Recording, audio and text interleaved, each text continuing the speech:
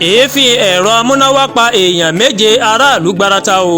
wọ́n ní kò dín ní èèyàn méje tó pàdánù ẹ̀mí wọn bí wọ́n ṣe bá òkú wọn nínú ilé tí wọ́n ti máa ń ka orin sílẹ̀ táwọn olóyìnbó ń pè ní stúdíò. àwọn èèyàn òun ní ìgbàgbọ́ wà pé wọ́n jẹ́ akẹ́kọ̀ọ́ ilé ẹ̀kọ́ gíga fáyẹtì Niger Delta tó wà ní Yenogua olúùlú ìpínlẹ̀ Bayelsa. ohun tí wọ́n fura sí pé ó mà ṣekú pa àwọn èèyàn náà ni èéfín ẹ̀rọ amúnáwá jẹnẹrétọ̀.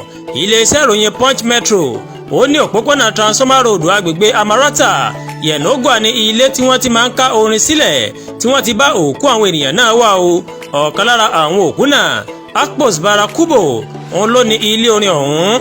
ìròyìn ní àwọn èèyàn náà wọ́n máa ń ṣiṣẹ́ ní stúdíò lálẹ́ ọjọ́ ajé Monday tí oorun sì fi gbé wọn lọ nídìí rẹ̀ o tí wọn kò sì rántí pa ẹ̀rọ amúnáwá tí wọ́n máa tàn láti fi ṣiṣẹ́ tó sì ṣokùnfà ìjàmbá náà.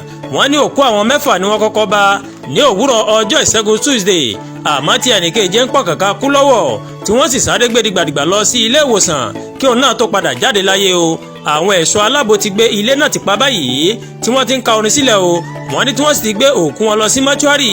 àwọn ará àdúgbò náà wọ́n di ẹ̀bi ìṣẹ̀lẹ̀ láabi yìí ru àwọn ìjọba tó fi mọ́ ìjọba ìpínlẹ̀ àti ìjọba àpapọ̀ àti iléeṣẹ́ tó ń pín iná mọ̀nàmọ́ná ní Port Harcourt pé àwọn ló ṣokùnfà ikú àwọn ọ̀dọ́ náà. àwọn ará àdúgbò náà ni tó bá jẹ́ pé iná mọ̀nàmọ́ná bá wà bó ṣe yẹ kó máa wà ní kí ló fẹ́ ṣẹlẹ̀ tí wọ́n fi láwọn fẹ́ tan ẹ̀rọ amúnáwá tó fi wá di pé yóò wá gba ẹ̀mí wa o. wọ́n ní ìjọba àpapọ̀ iléeṣẹ́ mọ̀nàmọ́ná àti ìjọba ìpínlẹ̀ òun làwọn dá ẹ̀bi ọ̀rọ̀ yìí òun làwọn dá lé lórí o.